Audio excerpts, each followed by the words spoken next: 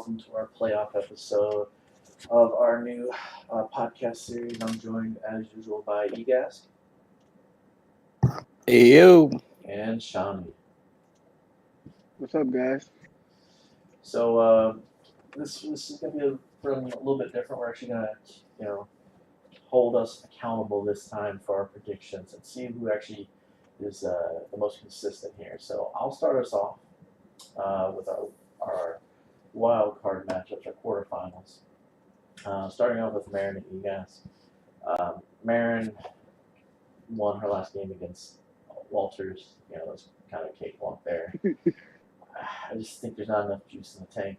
Egas has had some horrible luck. Still managed the fourth seed.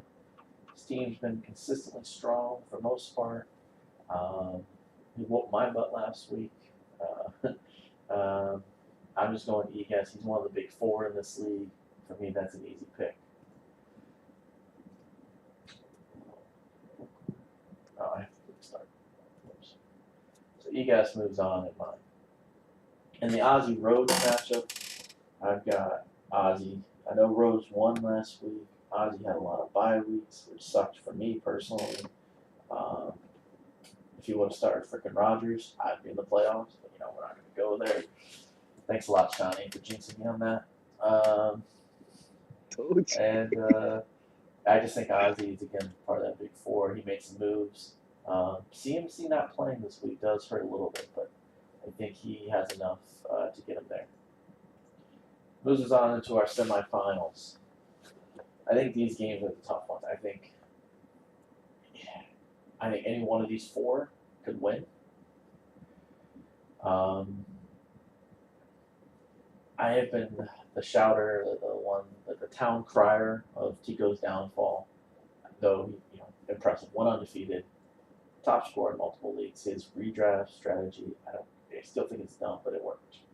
I can't believe he avoided so many COVID and injuries, but hey, more power to him. I think Will Fuller's first crack in the armor.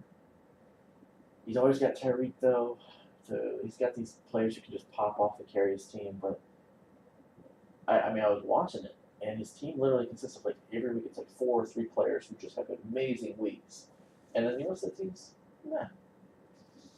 I just think it's time for him to have a down week. I think Egas' team is more well-rounded, and I'm going to go Egas, making it on the upset. Down here, I'm sticking with Mr. Consistent. I think he was the odds-on favorite to be the number 1 seed, had a great season, and that's Bankhead. I think Ozzy made some good moves. I think it's going to be a close game. But I think Bankhead ends up in that 240 range that he usually sits at. And I think he makes it to the finals.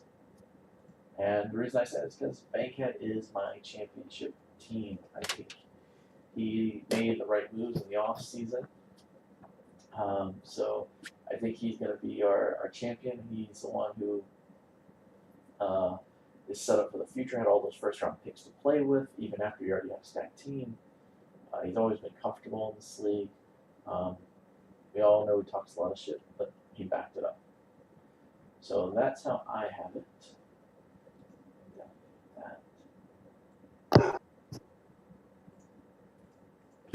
So this way we can actually keep track.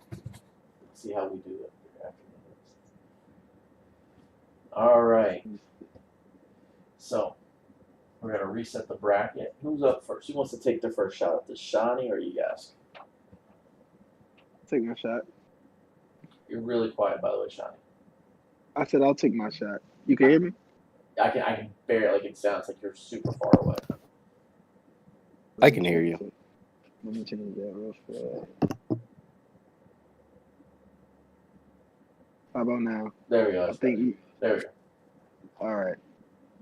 So for me, the Egas projections, it's not always right, but they got this game by 1 point, and I can see why. I'm going to go out on a limb. I think Marin actually sneaks by with a win. And Ozzy, yeah, I think if CMC was playing, it would be a cakewalk.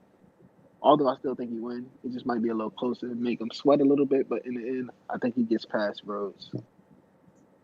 Tico, Yeah, I don't know what to say.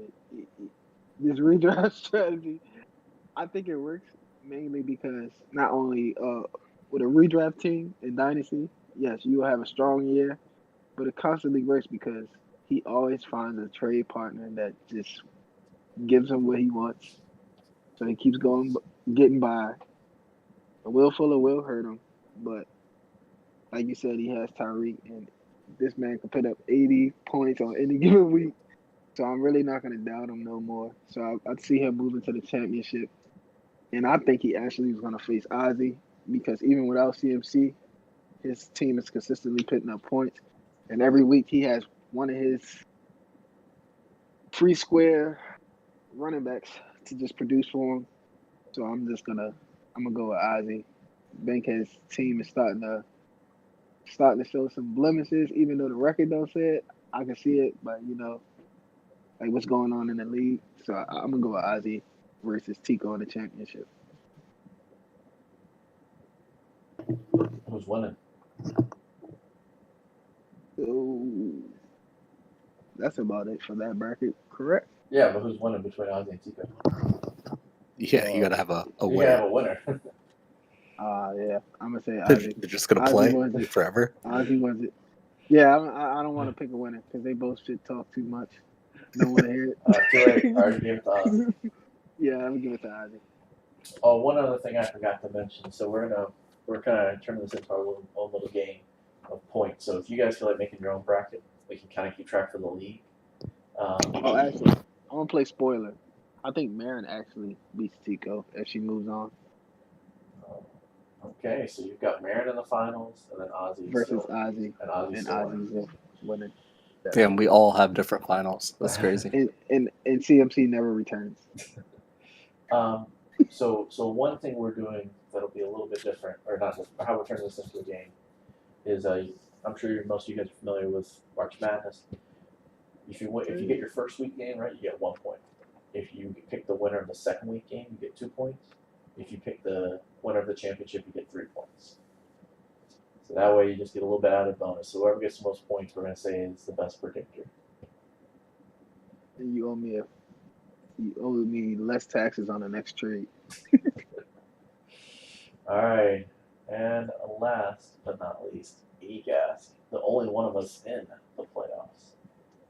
Your This is matchup the is only first. league that it's like that too. But first matchup, me versus Marin. I'm going with me. Not even gonna. You guys have both talked about all these matchups, so I'm not gonna get into them. Really, I'm gonna just go through them real quick. Um, Ozzy versus Rhodes. I actually think that's a pretty interesting matchup this week, but it's gonna be Ozzy. Next week you got Bankhead and Ozzy. Going Ozzy. Ozzy with the upset. Me versus Tico in the other matchup. I'm going with me on an upset against top dog Tico. Undefeated team. I think like Wood said, that's gonna be the week that he goes down. Knock on wood. If it helps, I'm knocking on myself. But in the finals, Ozzy versus me. And you know I gotta go with Team Osmo for the win. Ooh. Hey, so we both on the train. Team I'm so Osmo for the happy. win. I think he made some great moves. Like to be completely honest, his Oh no, his team's fucking I always stacked. told him I give him shit like because he's just Ozzy and it's funny because he takes everything personal. Oh yeah. Yes. Until he make them last trades though, that team was a joke. I was not worried about it in playoffs. But now, I do think though, I think he's got a good chance if CMC comes back. I do think that if CMC does that thing where like, okay, we're just gonna hold you up for the rest of the season. That's what they're doing, man. I just think don't he's trust screwed if that happens. I don't know. I think that game is I'm just still tired. close I'm just tired regardless. of. I'm just tired of like, yeah, like honestly, his team was already strong. Like we always gave him that. We always knew that. So to be honest with you, like your running backs don't have to do but so much. It's true. All right. So all three predictors. Nobody has Tico in the in the final being the final winner. I'm sure he's gonna love hearing that. Oh yeah, I'm waiting for it. Who do I'm you sure guys he's think not is the most overrated team in these playoffs? the most overrated. Yes. Um, Oh, I think it's oh, Marin's oh, team. She let I them think to it's the playoffs. Bankhead.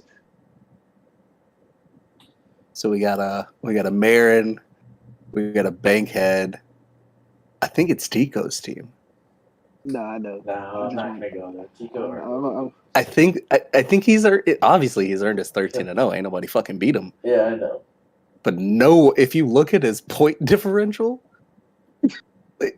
like it's 300 points, a 300-point difference for the next closest person. That's absolutely ridiculous. No one's ever scored against him. He's put up Well, numbers, but also no let's put it one this has way. ever scored against So him. everyone knows, even though we all know, it's like 5 walking by teams on in this league right now. Not because every owner is bad, it's because people took over rebuilding things of that nature. So you got to think, you get 5 easy wins. Oh wow, that is a good little stat to pull. Tico definitely scoring chip. Obviously earned it. He has only 2380.